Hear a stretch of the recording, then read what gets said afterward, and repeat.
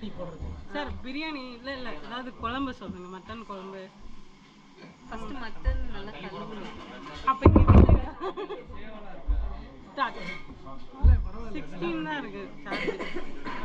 சொல்லுங்க சார், நாங்கள் அதுக்கப்புறம் போய் பார்த்துக்குறோம். இப்போ எங்கள் சொல்லும்போது ரெக்கார்டு மறந்துடுங்க. இன்ன வரைக்கும் பேசும்போது நமக்கு ஞாபகமே இல்லைல்ல. பிளாக் டீ போடுறது பார்த்தீங்களா? க்ரீன் டீ சொல்லுங்கள், பிளாக் டீ சொல்லுங்க. அடுத்து ஒவ்வொன்றா சொல்லுங்க. இத்தனை டீ வகைகள் இத்தனை.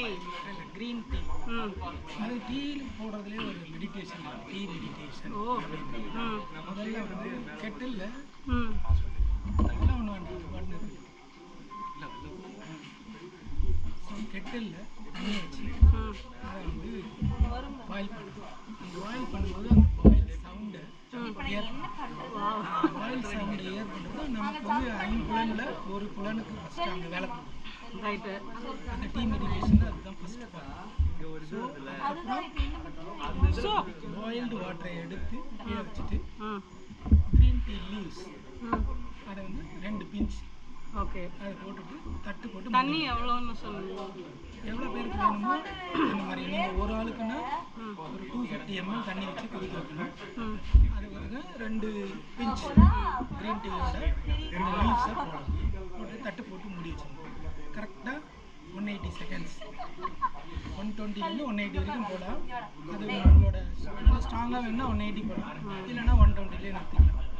எடுத்து மூடியை எடுத்துட்டு அதை வந்து வடிகட்டிக்கணும். பாத்திரத்தில் வடிகட்டிட்டு அதுக்கப்புறம் அதில் 2 டிராப்ஸ் லெமன், 1 ஸ்பூன் தேன் போட்டு நல்லா ஸ்டேர் பண்ணிட்டு அதை வந்து பார்க்கணும். குடிக்கக்கூடாது, கொஞ்சம் நேரம் பார்க்கணும்.